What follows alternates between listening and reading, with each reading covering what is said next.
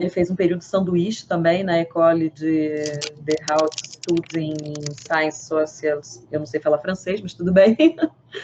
Ele tem pós-doutorado em educação pela Universidade de São Paulo, estuda o efeito, né, de políticas de formação do Estado de São Paulo sobre professores da rede pública de ensino. Também faz pesquisas sobre a nova gestão pública, foi professor substituto na Université de Lille, na França, e tem interesse nos temas de didática geral, didática específica e didática da leitura e escrita. E a gente conta também com a nossa querida professora Sônia Mendes, que é da linha de pesquisa de TICP, dentro da Estácio, é licenciada em Pedagogia pela Universidade Federal do Rio de Janeiro, graduada em Psicologia pela Universidade Federal Fluminense, mestre em Educação pela Universidade do Estado do Rio de Janeiro, doutora em Educação pela Universidade Federal do Rio de Janeiro, tem pós-doutorado em Educação pela USP, é uma professora associada aposentada da UERJ, da Faculdade de Educação da Baixada Fluminense, e compõe o quadro de avaliadores dos cursos de graduação junto ao INEP, além de realizar suas pesquisas nas áreas de didática, formação de professores, tecnologias educacionais e extensão universitária. E também é membro do Fórum de Extensão Universitária das IES Particulares, FORESP. Foi presidente dessa instituição em 2016, no segundo semestre.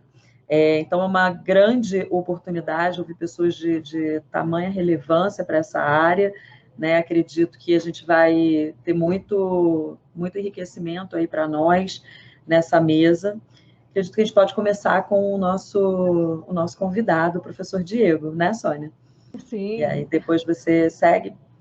Então, tá bom, vamos aproveitar aí esse momento. Queria dar as boas-vindas ao professor Diego aí por colaborar conosco nessa mesa, né? Vai ser um grande prazer para todos nós. Heloíse, só para pedir às pessoas da sala para deixar só a mesa na tela, tá? O pessoal fechar as câmeras, por favor. Deixar a Heloíse, Sônia e Diego, por gentileza. Tá ok.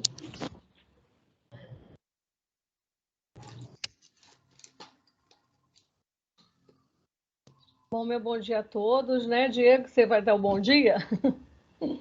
Bom dia, eu queria dar um bom dia e dizer que é um prazer estar aqui. Enfim, eu deixo então, se começar, Sônia. Eu só queria fazer uma questão de ordem técnica. A gente vai conseguir visualizar a apresentação aqui. Sim. Ou a gente... Vai, eu vou conseguir te projetar.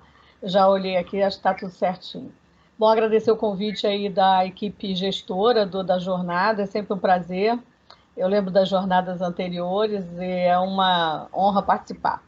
Nós preparamos um material de apresentação e a gente espera dar conta, Heloísa, no tempo que a gente tem. Mas, assim, é uma profusão. A gente tentou cortar de cá, de lá, e a gente já tinha feito um pouco desse trabalho para a disciplina, né?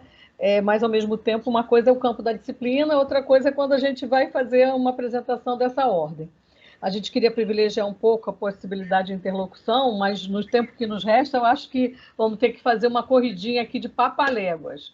Mas vai dar tudo certo, se Deus quiser.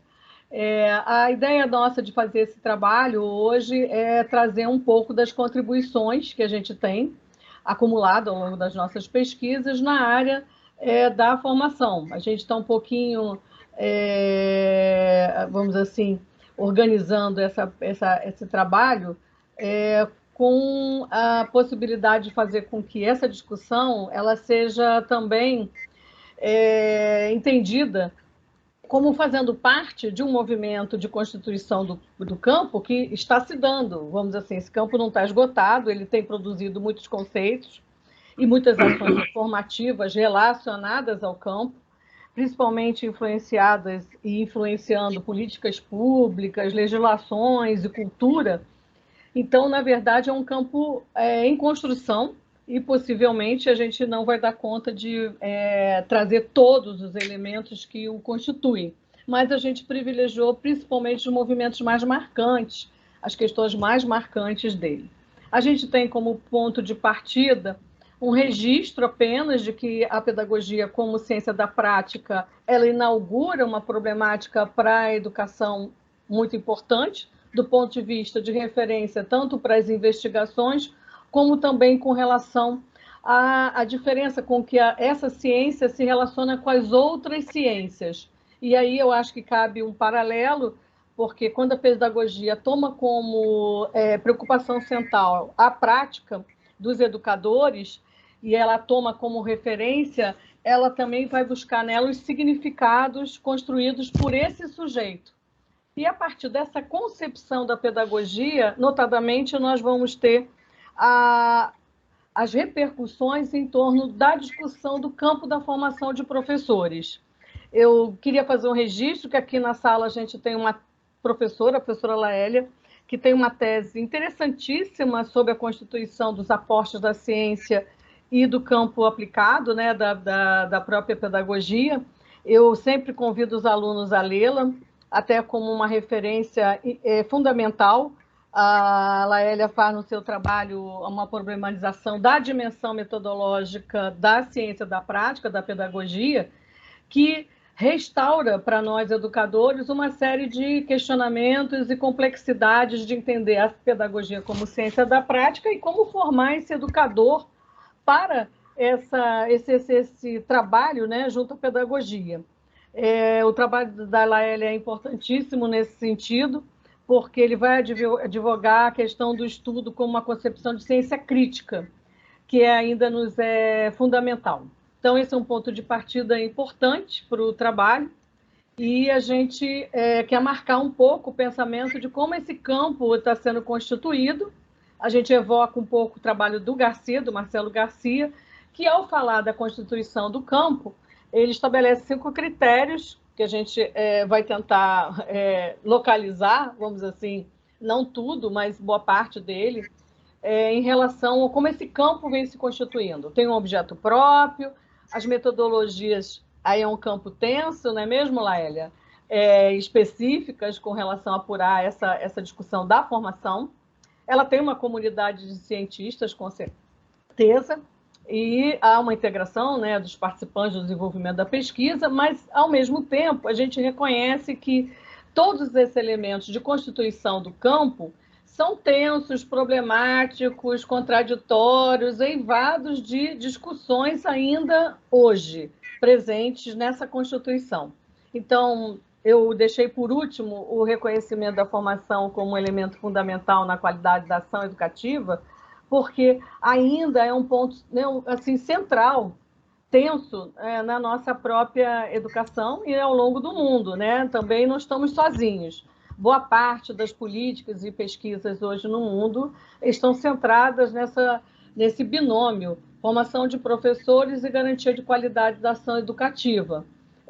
Essa semana mesmo eu tive com uma pesquisadora de Salamanca e ela reiteradamente mostrou atenção ainda, né, na experiência espanhola, de quanto ainda a formação de professores não se resolveu.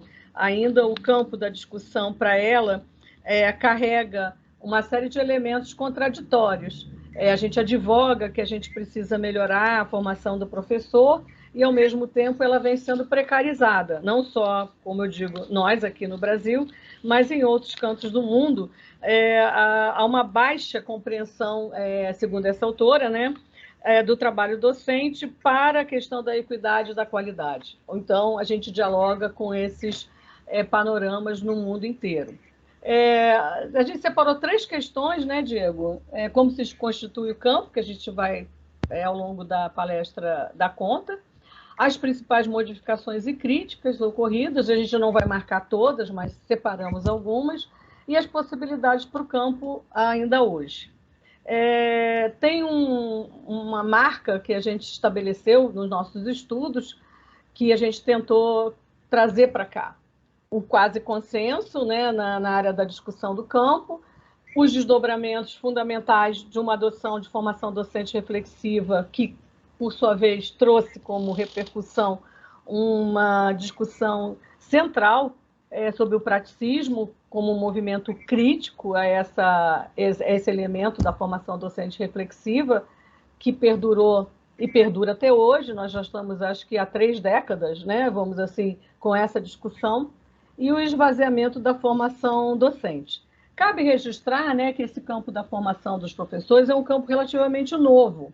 O Diniz, no seu trabalho, destaca duas grandes revisões de literatura, em 73 e 86, no âmbito dos Estados Unidos, e no Brasil ele destaca também alguns estados da arte produzidos nos anos 80, 90 e 2000 pelas autoras mais assim que se dedicaram a essa investigação. Candor, a Menga, a Marli André, Gatti, com seus grandes trabalhos envolvendo formação de professores, que eu acho que ainda são ricos hoje para a gente entender a complexidade desse processo de discussão. Então, a gente tem as questões e tem esse caminho sugerido aqui para nosso caminhar. Um consenso, se pode dizer assim, é um consenso que foi inaugurado, né, a partir dos anos 90, a partir dos estudos do Marcelo Garcia, da Marinho, da Mizukami, entre outros, que entendem finalmente que a discussão da formação do professor não pode ser dada apenas como dois campos separados, formação inicial e continuada, mas ela inicia, né, essa discussão para um contínuo de desenvolvimento que permeia toda a prática profissional e está pautada nesse desenvolvimento profissional.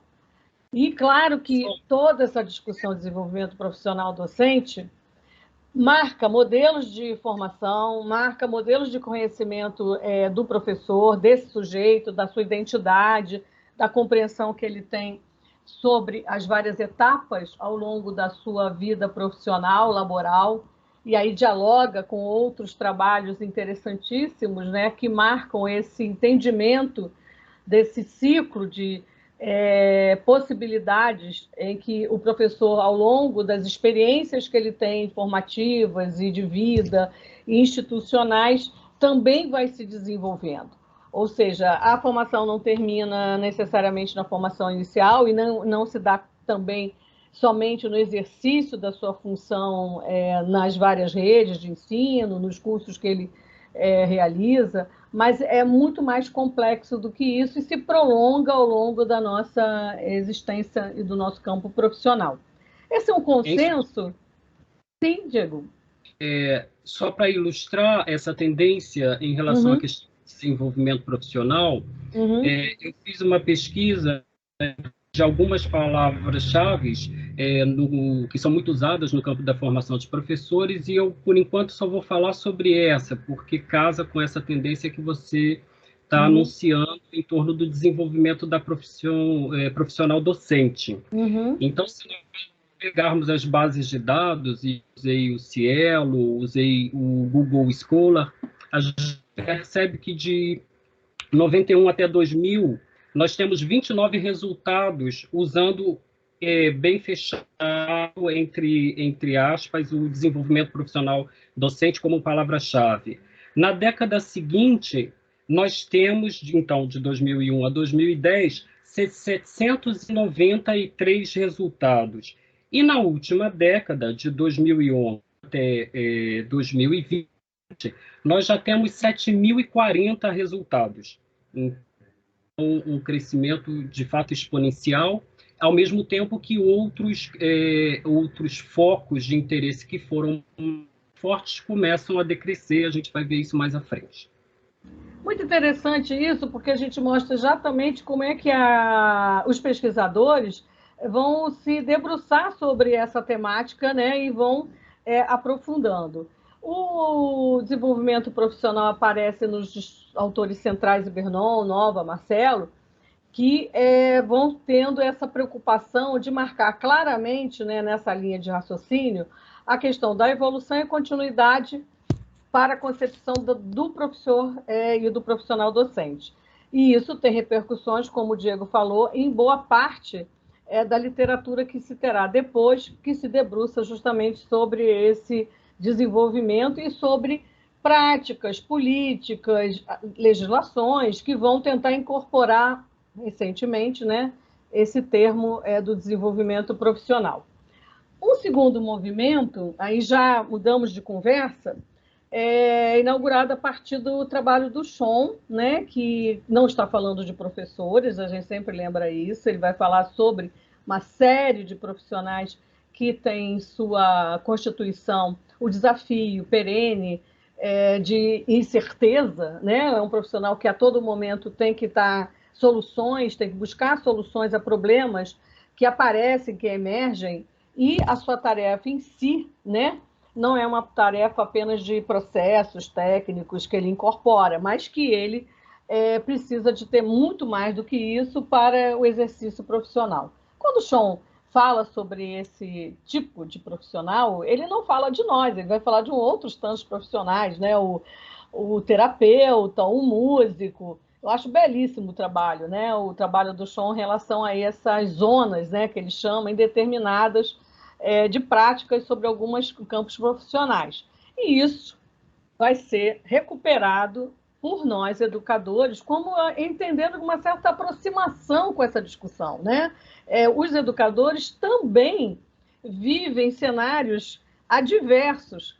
Você vai cheia das boas intenções, cheia das suas compreensões sobre metodologias, estratégias, o que foi a concepção de formação tecnicista do professor, que já foi entendido como um mero aplicador de técnicas, e chega lá na sala de aula e não deu. Né? Mesmo os desafios são muito maiores do que esse seu arsenal técnico, e aí você precisa fazer novas incorporações, novas reflexões, e aí isso marca um manancial de pesquisas e de trabalhos relativos a essa concepção de professor reflexivo.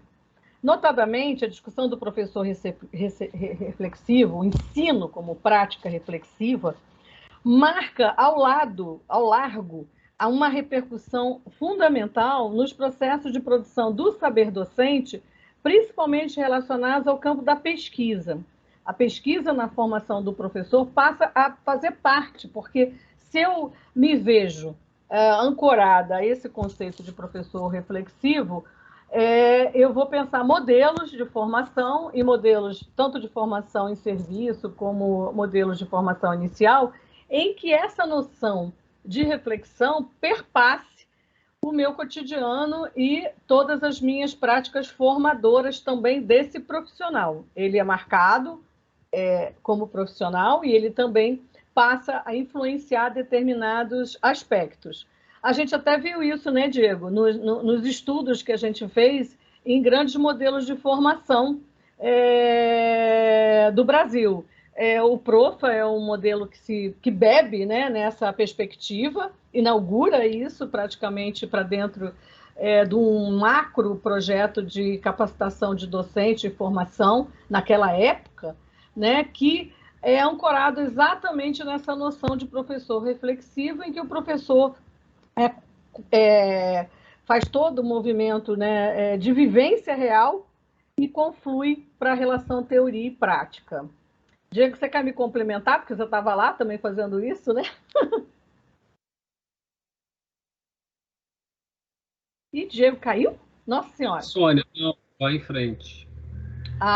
E aí eu acho que é interessante a gente marcar essa discussão do professor reflexivo já num outro panorama, né? A gente vai ter um boom de pesquisas e ancoradas nessa discussão, vai concorrer muitos autores que vão trabalhar com essa noção de professor reflexivo, Zaikner, Formosinho, o início do trabalho da Larcão, os professores brasileiros também, pesquisadores, vão se utilizar do conceito, vão capilarizar a formação e as questionamentos, as problematizações de funcionamento de toda a discussão da formação a partir desse conceito.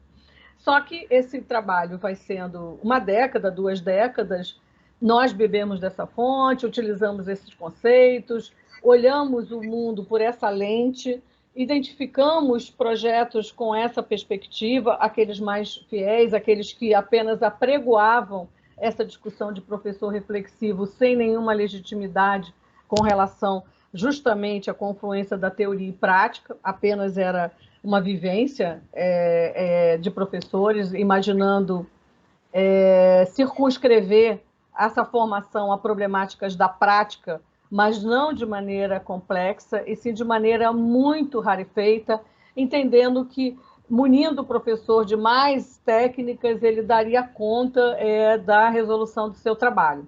Então, a gente tem que considerar ainda aqui que a atividade prática do professor ela ainda está sendo vista como algumas aplicações de caráter técnico, o que vai sustentar muitas discussões no âmbito da própria revisão desse conceito e da pesquisa na formação dos professores.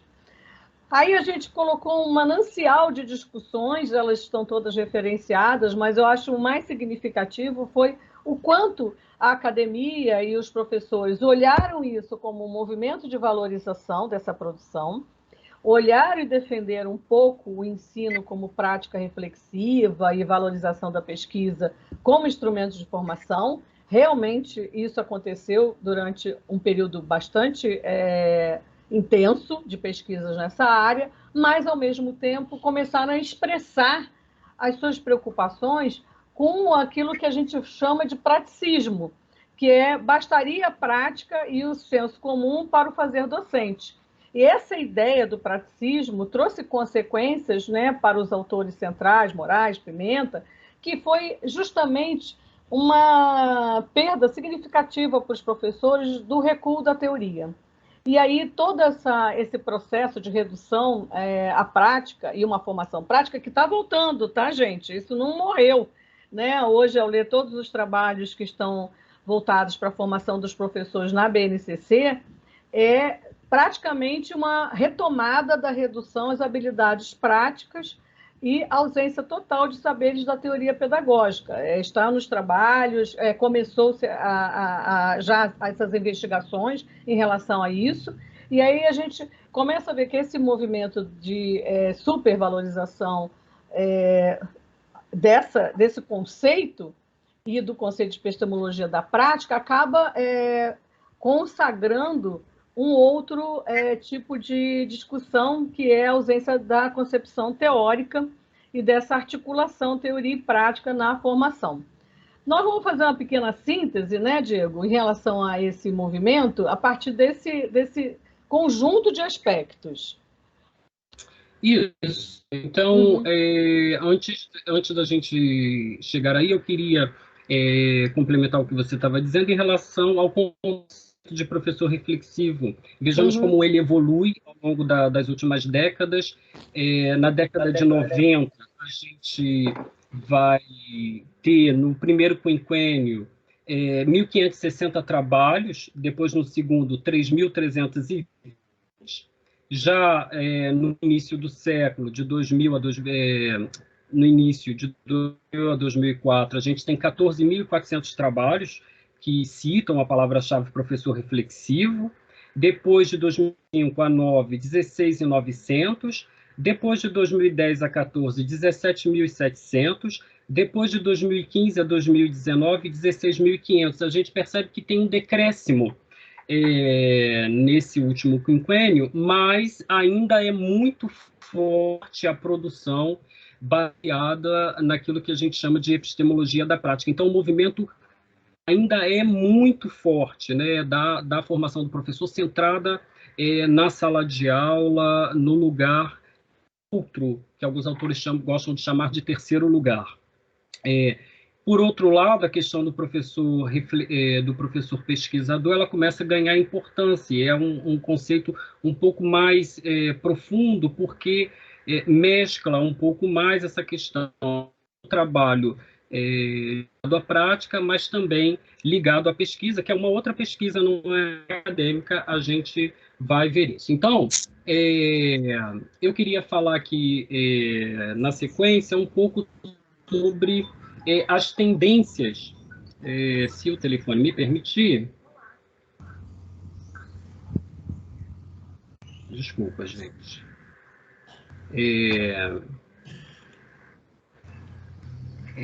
Nos anos 90, mas chegar nos anos 90, eu queria rapidamente dizer como é que os conceitos que são tratados da formação de professores evoluem. Então, a gente tem, primeiro, nos anos 70, um foco muito centrado no treinamento do técnico em educação. A gente sabe que período político a gente está vivendo, então, obviamente, isso tem um reflexo na produção acadêmica. A pós-graduação é recém-criada no Brasil, então ainda há muitas limitações de ordem metodológica, né? A gente tem uma carência enorme. Na década seguinte, é uma década um pouco mais crítica, né? Tem um grande movimento contra os aspectos técnicos da educação, então questiona-se muito a tecnologia educacional. Esse questionamento ele tem uma base muito forte na perspectiva, na leitura marxista da questão, com uma grande crítica que começa a ser feita a uma suposta neutralidade na educação. Então, nesse período dos anos 80, começam a aparecer muitos trabalhos no campo da sociologia que a gente conhece. Para citar um exemplo, o clássico trabalho do Bourdieu e Passeron, que vão falar sobre a questão da reprodução, né, na escola. No Brasil, a Maria Helena de Souza Paz também fala do fracasso escolar. Então, a crítica é muito forte nesse período em relação ao período anterior. E a gente vai começar a se focalizar na questão da formação do educador. E nos anos 90, o nosso foco é realmente essa questão do professor pesquisador, com um início tímido ainda, né, nos anos 90, esse interesse pela questão do professor pesquisador cresce na década seguinte, nos anos 2000, com 5.950 trabalhos na pesquisa que eu fiz, e com um aumento expressivo de interesse sobre essa perspectiva do professor pesquisador, nesta última década, com 18.100 trabalhos mencionando essa palavra-chave do professor pesquisador. Então, outros temas que são fortes é a questão da identidade da profissionalidade docente. No período dos anos 90, a gente começa a receber a influência de muitos autores estrangeiros na nossa literatura específica. Então, a gente tem, por exemplo, o Ken Zeichner nos Estados Unidos, o Philippe Renou da Suíça, o Antônio Novo, que é muito difuso no Brasil, a Isabel Alarcão, o Maurice Tardif, o Clément Gauthier e o Claude Lessard do Canadá, o Carlos Marcelo, que é um nome muito forte no Brasil, apesar da sua nacionalidade espanhola, e a Anne-Marie Chartier, um pouco mais presente nesse período do que na década seguinte, quer dizer, nos anos 90, do que nas décadas que seguem. Ela some um pouco do radar dos estudos sobre formação de professores no Brasil. Você tem menos citações a essa altura, mas ela ainda está aí presente. Então, nesse período, a gente tem a ascensão desse interesse sobre o professor pesquisador, sobre o profissional reflexivo, e começam a crescer os estudos focando as práticas pedagógicas, a prática cotidiana, os saberes escolares, os saberes docentes. E então, isso reflete o que a Sônia falou agora há pouco em relação ao conceito do professor reflexivo. Vai em frente, Sônia. E a gente, na década seguinte, nos anos 2000, a gente vai começar a ter, de fato, a gente tem um boom nos estudos no campo da formação de professores a partir dos anos 2000, porque a gente tem o advento, né, a institucionalização da formação continuada de professores e de muitos programas, inclusive de formação inicial. Na década anterior, nós tínhamos decidido, por exemplo, na 9394/96, formar os professores de séries iniciais em nível superior, mas guardamos a possibilidade de formá-los em nível médio e também criamos os institutos superiores de educação, tentando imitar o modelo dos institutos de formação de mestres o Instituto Francês, que de lá para cá já mudou de nome 2 vezes, e que se difundiu essa política mais ou menos no Brasil. Então, obviamente que na medida em que a gente tem mais políticas de formação presentes no Brasil, a gente tem mais estudos, os estudos começam também a se voltar para essa perspectiva. Então, só para dar uma breve ilustração sobre tudo que é estudo em torno de políticas de formação docente, a gente tem, de 2000 a 2009, 351 trabalhos que citam essa palavra, também é uma palavra-chave difícil que eu escolhi, né? Políticas de formação docente. E na década seguinte, que é essa que a gente acabou de ver, 2010, 2019, a gente tem 2.340 trabalhos sobre políticas de formação de professores.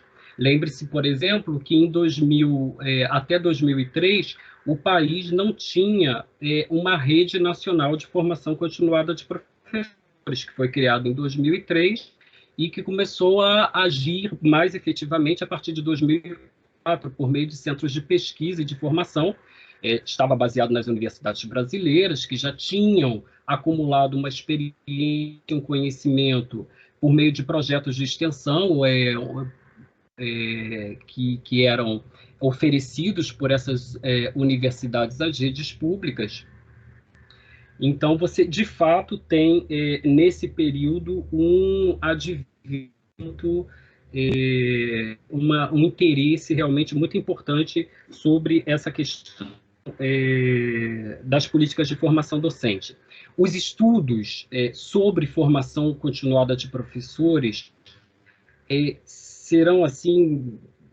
será assim uma temática realmente muito, muito forte a partir dos anos 2000, com um crescimento bastante importante na última década. Então, para ilustrar, por exemplo, de 2000 a 2004, que pega um ano da institucionalização da formação continuada de professores no Brasil, a gente tem 760 trabalhos que a gente encontra nas bases nas quais eu pesquisei, Cielo e Google Scholar, que mencionam a palavra-chave formação continuada de professores.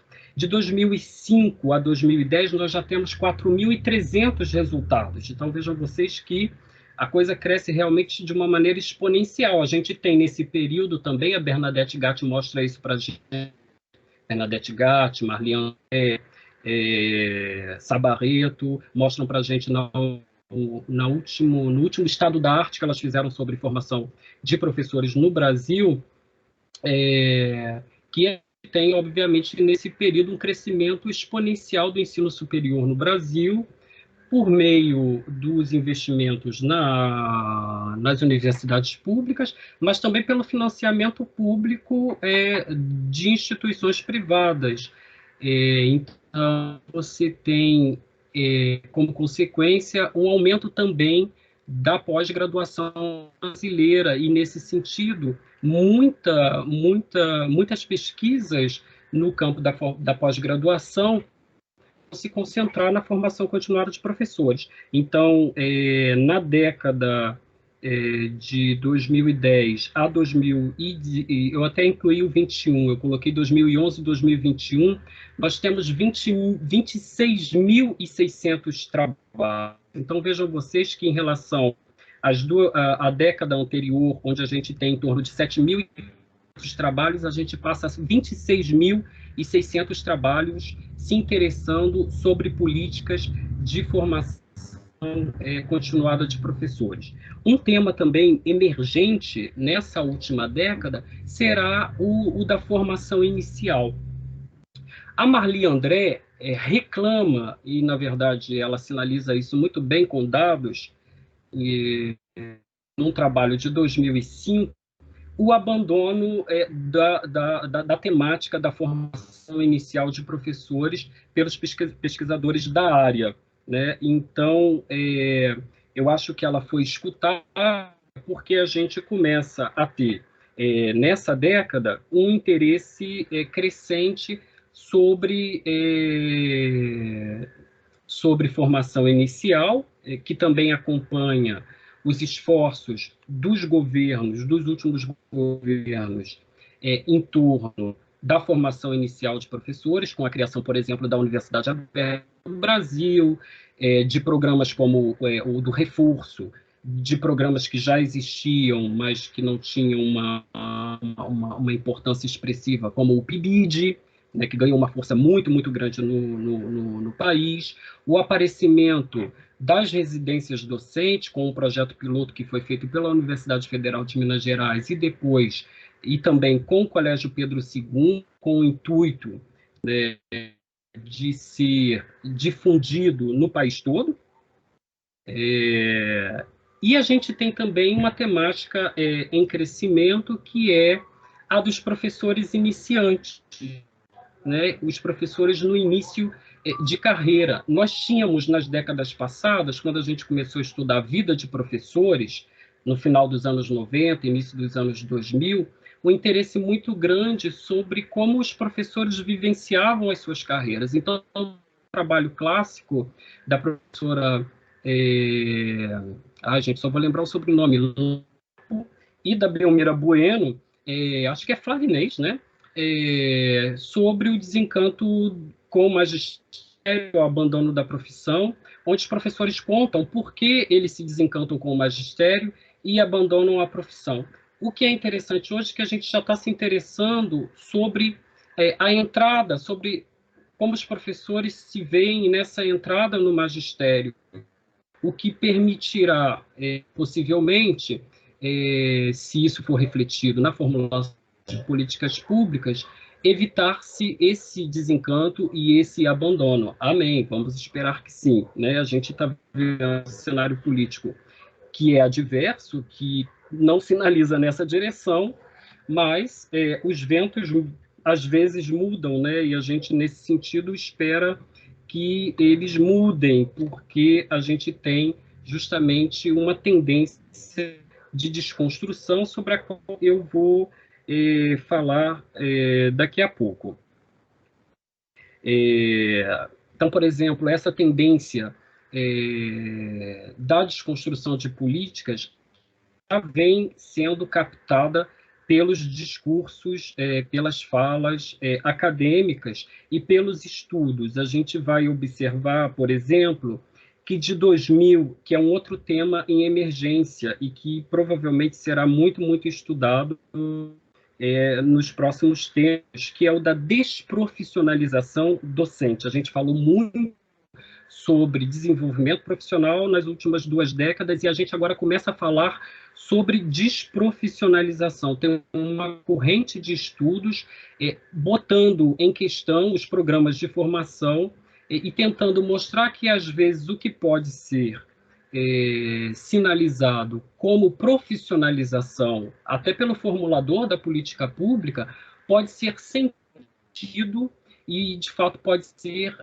tomado pelos sistemas de ensino e pelos professores como um processo de desprofissionalização docente. Então, nós tínhamos, de 2000 a 2010, 76 trabalhos que mencionavam o termo, a palavra-chave, desprofissionalização docente, e na década, eu coloquei um pouco mais do que 10 anos, de 2011 a 2021, nós já temos 385 trabalhos mencionando essa perspectiva da desprofissionalização docente.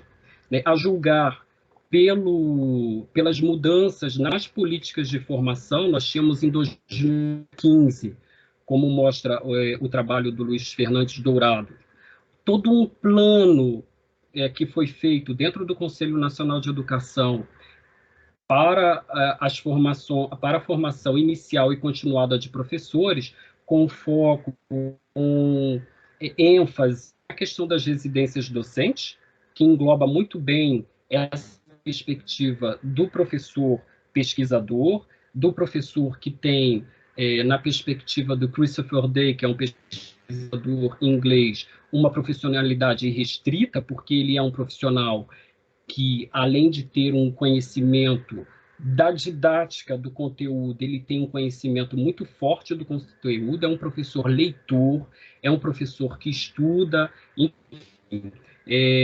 essa perspectiva que estava sendo dada pelos programas de formação docente e também pelos programas de residência docente e também pelo PIBID, que guardava características muito próximas da residência docente, né, estudo, relação teoria-prática, elas foram muito atacadas pela entrada dos governos que sucederam a deposição da presidente Dilma em 2016. Então, essas políticas foram sendo ou minadas pelo desfinanciamento da educação. Lembra, a gente tem, nesse período, tanta coisa negativa para o campo nacional, a PEC do teto dos gastos, a gente tem o desfinanciamento da pesquisa, o esvaziamento praticamente completo do CNPq, das políticas da CAPES. Isso tudo tem um reflexo muito grande no campo da formação de professores, por exemplo, porque a CAPES tinha sido desde 2007, 2009, não estou lembrando exatamente a data, mas a partir da metade da primeira década do século, ela tinha sido direcionada para ajudar na melhoria e na qualificação dos professores do país. Então, de fato, a gente pode ser que a gente observe nos trabalhos, na tendência de estudos sobre formação de professores a seguir, um reflexo do que está sendo chamado pelos estudiosos do campo de políticas de formação e de políticas educacionais, de um processo de desconstrução do que tinha sido pavimentado até então.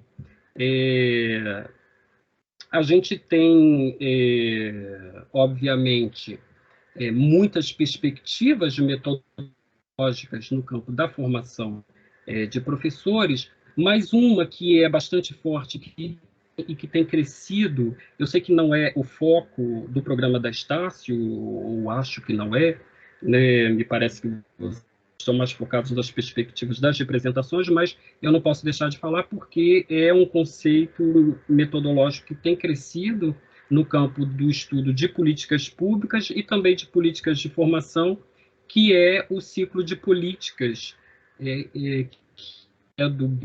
do Steve Ball, que é um sociólogo inglês que a gente conhece, e que está representado no Brasil pelo Jefferson Mainardi, que é professor da Universidade Estadual de Ponta Grossa.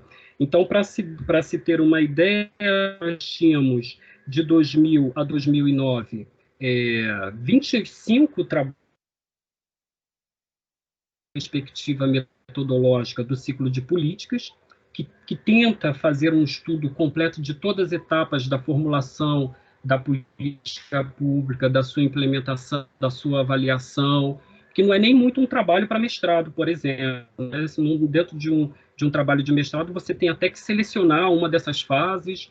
Num doutorado, talvez você consiga dar conta de quase todas as etapas que está sinalizado nessa perspectiva metodológica, mas é mais um trabalho para grupos de pesquisa, para fazer uma grande pesquisa coordenada por um professor de uma pós-graduação e que vai, junto com os seus mestrandos e doutorandos, desenvolvendo um trabalho em torno de uma política, fazendo o ciclo todo da política. Então, nós tínhamos 25 na década anterior, trabalhos, e de 2010 a 2019, a 2019, nós temos já 400 trabalhos achando, com as palavras-chave, e se a gente esticar até 2021, nós temos 510 trabalhos. Então, essa tem sido uma perspectiva metodológica em crescimento nos estudos sobre políticas de formação e formação de professores no Brasil. Essa breve síntese, nos complica um pouco, Diego, porque nós justamente nos debruçamos nesses anos a esses estudos, Então, nós estudamos sobre a rede, estudamos sobre residência, sobre PIBID, tudo isso com uma lente muito ampliada também do diálogo com os conceitos da questão da formação, que eu acho que esse é um casamento quase perfeito, né? Você olhar todas as políticas a partir de alguns conceitos centrais que você traga como referência para esse diálogo, né? De identificar. A gente também não queria, né, Diego, mostrar que o campo está parado. O campo está se desenhando, está se redesenhando. A gente separou 3 perspectivas, né, Diego, que eu acho que assim, são representativas desses últimos movimentos, embora a gente precise aprofundá-las muito mais do ponto de vista conceitual, e de entender que o professor reflexivo, que foi praticamente o movimento mais pujante, e Diego traz aí também a contribuição do DEI, fundamental, né, nas comunidades de prática, na concepção de novas redes de relacionamento entre os professores, mas também é preciso mostrar que havia muitos limites em relação à discussão do professor reflexivo, principalmente com relação ao binômio de incorporação com as questões das condições sociais. E aí a gente tem o trabalho interessante da Roldão, aproximando novamente a atividade de pensar a epistemologia da prática, mas associando fortemente com a questão do conhecimento técnico-científico. E aí eu acho que tem uma questão interessante de trazer, né, para dentro do processo de conceituação da formação, essa natureza, claro, interrogativa sobre os processos, com essa grande capacidade de observação, de questionamento, mas também se munir de contribuições das diversas áreas no que se refere a esse diálogo entre o campo teórico e o campo de entender de forma mais ampliada a discussão do trabalho docente. É uma perspectiva, não é datada, não é única, ela dialoga com outras discussões. Zeitner vai apertar nossas orelhas, né? Vai dizer novamente para nós, investigadores da área, que a gente não pode perder o vínculo da discussão da formação com o currículo, com o ensino e com os programas e políticas, que é o que eu acho que é um movimento muito presente aqui no nosso programa, sabe, Diego? Há vários trabalhos, talvez, nessa linha, que eu considero que são valiosos. E aí, novamente, ele nos advoga, né? A Zeitner cobra também que a gente se debruce sobre alguns campos que estão descobertos ainda, que precisam de mais intensificação das pesquisas e das discussões recentes, que eu acho que é um compromisso nós, pesquisadores, de adentrarmos um pouco nessa linha também, de lembrar que esses pesquisadores vão mostrar que até agora as pesquisas vêm sendo conduzidas, mas tem limites e tem problemáticas que a gente reconhecidamente não vem abordando. E aí eu acho que isso é uma chamada, vamos dizer assim, para uma nova agenda, né, das pesquisas do campo de formação. Zeitner vai nos cobrar bastante na atuação da formação de professores, e ele tem vários textos trabalhando com situações periféricas, situação de professores que atuam em prol da justiça social. Ele vai lembrar também das mudanças do perfil do próprio professorado no Brasil, que é uma relação importante. O professorado brasileiro tem mudado de perfil e também, quase, como ele disse, se aproxima do perfil dos seus estudantes. O desenvolvimento de pesquisas sobre esse formador de professores e nos contextos que eles atuam de ensino, e, finalmente, a aproximação com os impactos dos vários programas de formação em serviços, programas de formação inicial, tudo que se tem feito que promova algum impacto sobre o aprender a ensinar e, logicamente, trazendo melhores resultados educacionais. Uma outra tendência, que é um campo também que se vem desenhando, é o trabalho, né, da Marilyn Cochrane Smith, que é lida no Brasil, a partir de ainda pouco lida, mas que tem uma defesa muito interessante sobre a manutenção da postura investigativa do professor. Ela retoma um pouco essa visão, mas ela está muito mais preocupada de tornar essa postura investigativa constitutiva de comunidades investigativas, em prol de uma ideologia, de uma utopia, que seria a justiça social.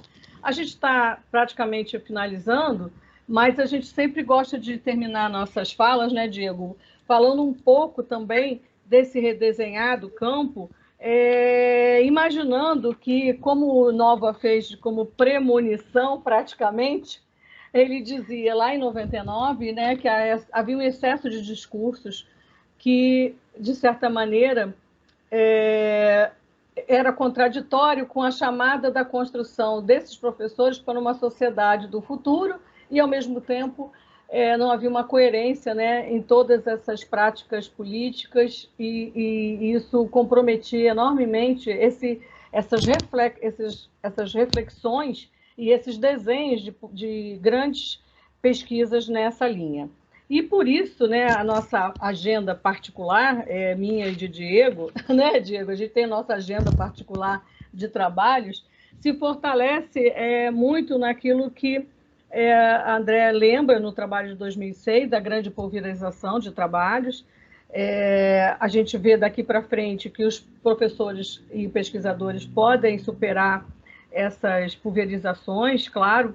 E no nosso pilar, a gente tem tentado contribuir com o que a gente chama de superar a distância, né, entre a tecnologia e a ressignificação da didática, porque a gente entende a didática como questão central, né, disciplina central para a formação dos docentes, a didática ressignificada, aquela que promova justamente os diálogos para a aprendizagem, que promova a pesquisa, justamente esse conjunto de conceitos, na produção de redes de saberes dentro do campo da formação dos educadores. Um outro ponto que nos aproxima, Diego e eu, é a iniciativa dos docentes para a sua própria formação. Independente da institucionalização desses movimentos de formação de professores, quais as iniciativas que os docentes têm para a sua própria formação? E, logicamente, um trabalho que nos aproxima há algum tempo é a relação universidade e atividades das escolas e formação no âmbito das escolas. E aí, Diego tem um trabalho recente sobre isso, né, Diego? Que eu acho que é interessante ser apresentado também brevemente, só porque a gente está terminando, para mostrar que o campo vive, vamos dizer assim. A gente tem muita força nele, mas ele vive. E aí, claro, esse redesenho vai cobrar de nós uma atitude bastante proativa em relação a fazer agendas nos cursos de formação, nas práticas de pesquisas que possam dialogar com o fortalecimento, vamos assim, do campo da produção de pesquisas em formação docente. Certo, Diego? Certo, então.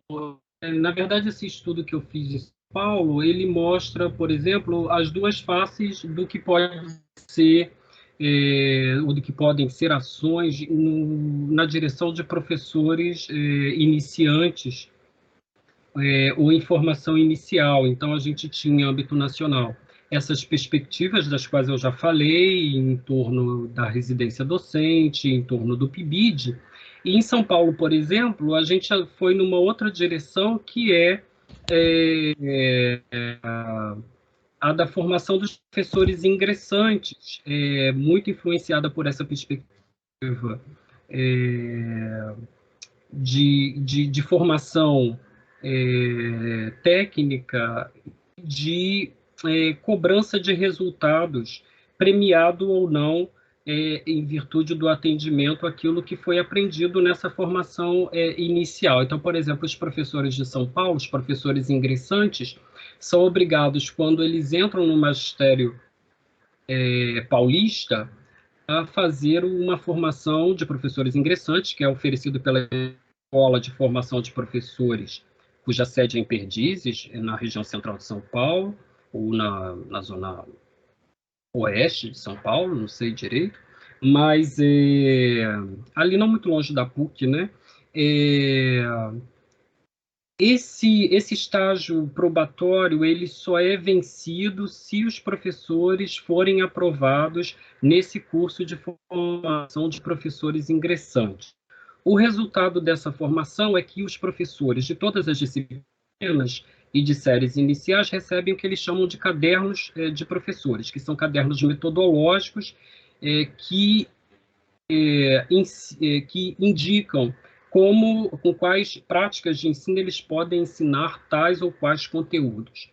O que é uma novidade nessa ação de São Paulo é que eles condicionam o trabalho docente, o atendimento a essas orientações, a, por exemplo, a percepção de bônus salarial. Então, num claro movimento de indução do trabalho docente e de conflito com aquilo que está previsto na Constituição Federal, da liberdade de práticas pedagógicas, de concepções pedagógicas, que era um movimento um pouco diferente do que vinha sendo praticado pelas políticas em âmbito nacional, né? Então, vejam vocês que a gente tem essas perspectivas em torno dos professores iniciantes, uma mais voltada para a formação de aspectos técnicos, que agora, com o atual governo federal, dialoga bastante com essa perspectiva paulista, né? E aquela que vinha sendo praticada e que ainda vem resistindo em torno das residências pedagógicas, dos PIBIDs, dos programas que ainda não foram cessados ou sufocados pelo desfinanciamento.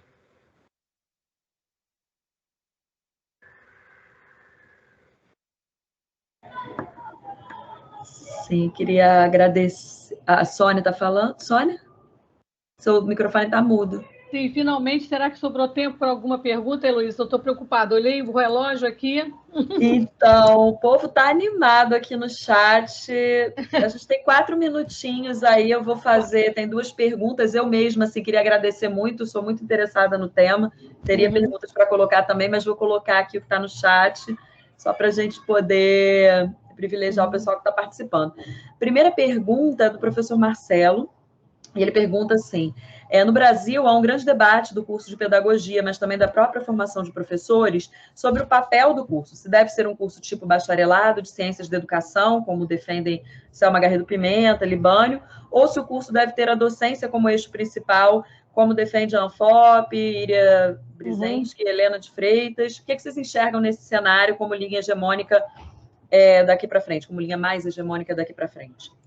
Sônia, eu posso responder primeiro?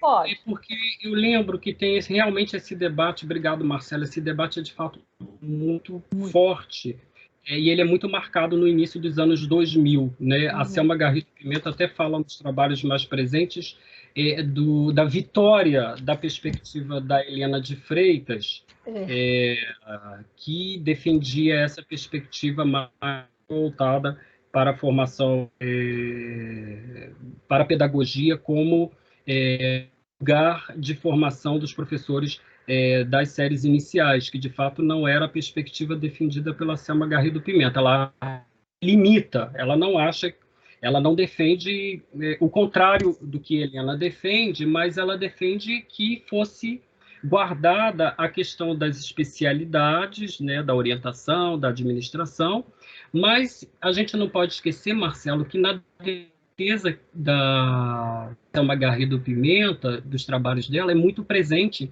a questão dos estágios, tá? Então, ela é uma grande defensora dos estágios. Então, nesse sentido, guardada na defesa, no projeto que defende a Selma Garrido Pimenta, a relação teoria-prática-teoria, que, em certa medida, vem sendo desenvolvida pelos atuais programas enfim, vinham sendo desenvolvida pelo que estava em crescimento as residências docentes, que era um projeto muito interessante disso, ainda com problemas. A gente acabou de vai publicar agora, né, Sônia, em janeiro, um trabalho sobre a residência docente do Pedro II.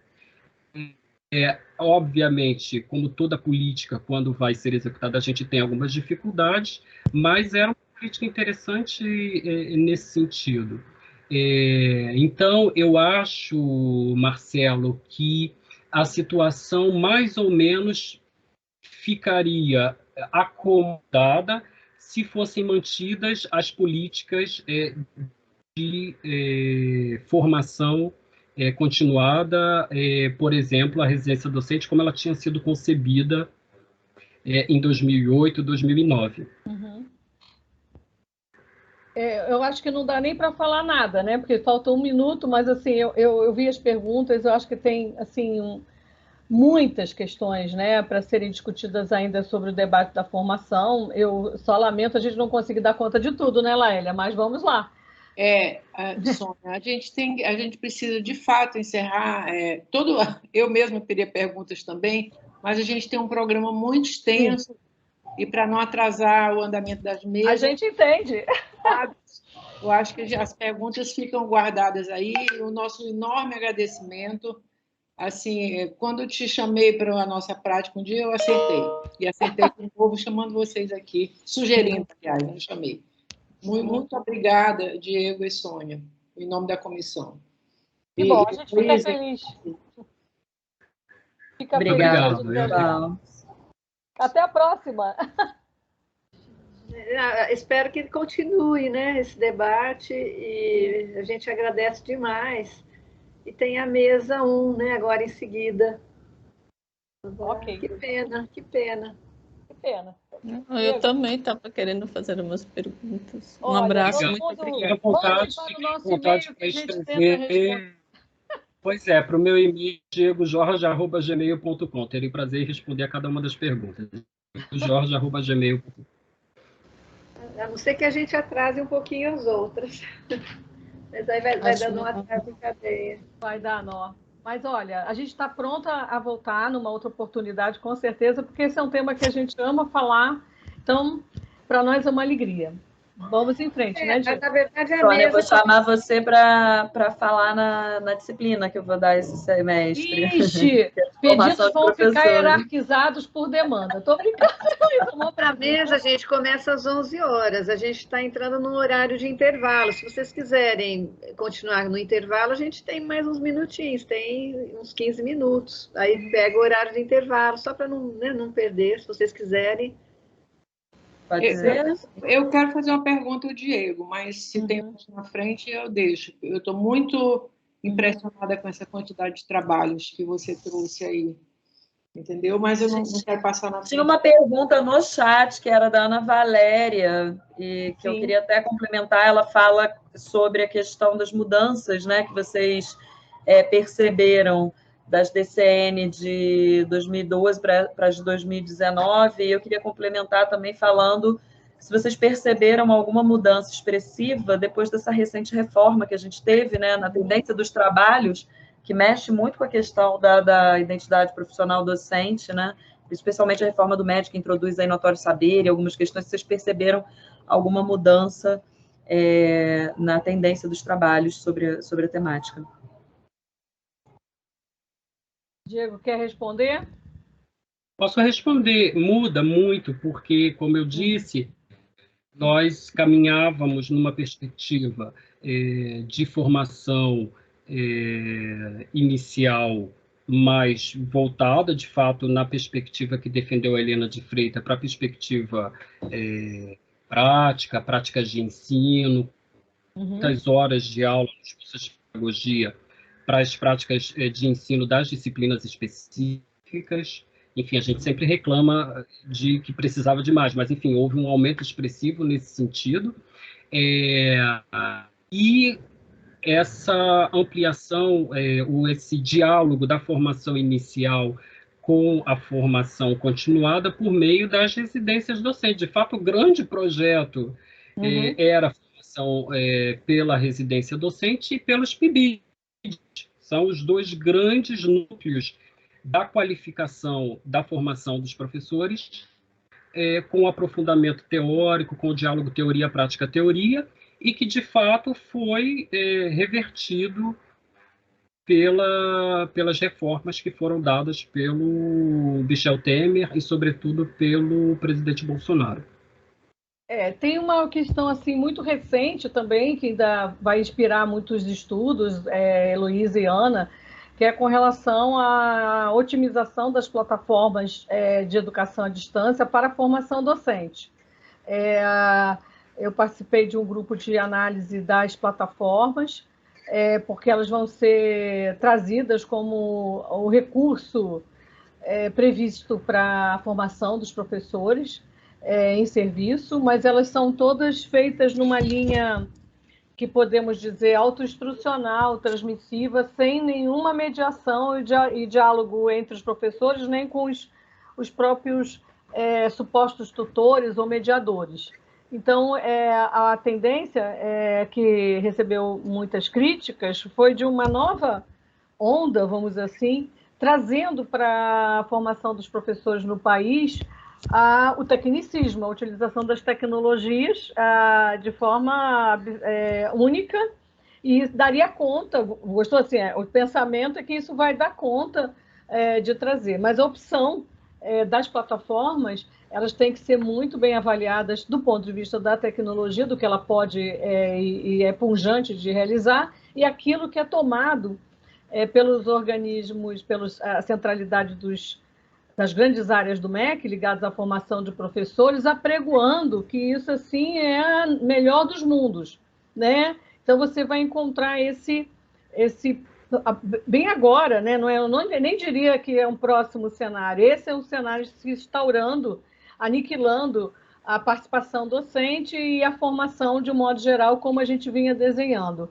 É temerário, logicamente, para nós pensar que a gente vai ter esse tipo de adoção doravante, né, no país como única possibilidade. Me resta acreditar que as redes municipais e estaduais absorvam não unicamente esse modelo, né, e tenham modelos específicos, mais grandiosos, mais ousados, com outras perspectivas de formação. Aqui a gente tem uma retomada grande a formação dos professores para estratégias pedagógicas, não é uma visão ampliada, é uma visão muito limitada à BNCC, e é o conjunto das competências ditadas pelo BNCC sem nenhum diálogo com nenhuma outra área, né? Foi o trabalho que eu fiz recentemente, ele ainda nem pode ser falado, eu estou falando aqui porque veio a pergunta, mas é muito interessante essa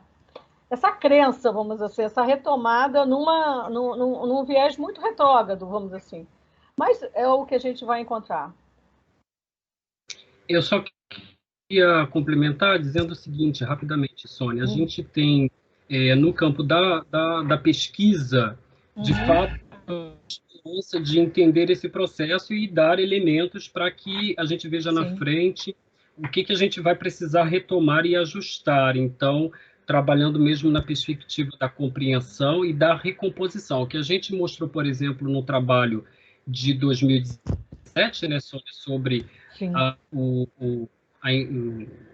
sobre o par, formação de professores na Baixada Fluminense, é que a política, mesmo que ela induza algumas ações, no campo da prática, no terreno, os entes não necessariamente, caminham dentro daquilo que foi orientado pelo gestor central. Então, num claro movimento de recomposição da política, num claro movimento de reação ao poder central. Então, assim, a gente olhando aí numa perspectiva de poder mais horizontal. Se a gente quiser pensar no Foucault, se a gente quiser pensar na perspectiva do sociólogo francês Philippe Bèze, que fala justamente dessa questão da recomposição, do Xavier Pons e do Christian Marois, que fizeram um maravilhoso estudo comparando a realidade canadense e a realidade francesa sobre implementação de políticas públicas, de reformas para a educação e para a formação de professores, onde eles mostram, por exemplo, que no Canadá os professores aderem com mais facilidade às políticas centrais, em virtude de uma cultura local, de mais diálogo e de mais alinhamento com o governo central, e na França os professores não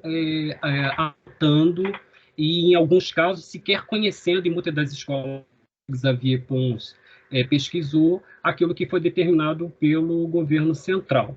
Então, nesse sentido, eu acho que as pesquisas no futuro podem tentar detectar esses movimentos de recomposição e de resistência local numa perspectiva compreensível. É claro que se a gente for numa perspectiva determinista, a gente vai muito para falar sobre o apocalipse, né? Então, eu acho que a tendência que eu adotaria seria de tentar compreender isso e buscar elementos que possam dar bases para que o que eventualmente aconteceu de equivocado hoje não seja reproduzido por formuladores de políticas públicas no futuro. Tomara. Laélia, você está com a mão levantada, acho que vai ser assim, a última fala. Pode falar, Laélia. Bom, agradecer mais uma vez, né, aos dois. Diego, fiquei muito impressionada com os números que você trouxe, entendeu? E a primeira coisa que me passou na cabeça foi o seguinte: quantas ondas, né? Quantas ondas? E uma área que todos os pesquisadores costumavam mais do que agora, falar dos modismos, né, que são incorporados pelos professores. Eu fiquei me perguntando, você sai de uma onda para outra, da outra para outra, da outra para outra, e aí, como você trouxe uns números assim, muito impressionantes, a minha pergunta é, são todos trabalhos de quê? São artigos revisados por pares, junto com dissertações, com tese, porque, assim, realmente os números são espantosos, e quando uma moda cai na rede, digamos assim, explode, né? Explode. Então, é só isso que eu fiquei curiosa de saber.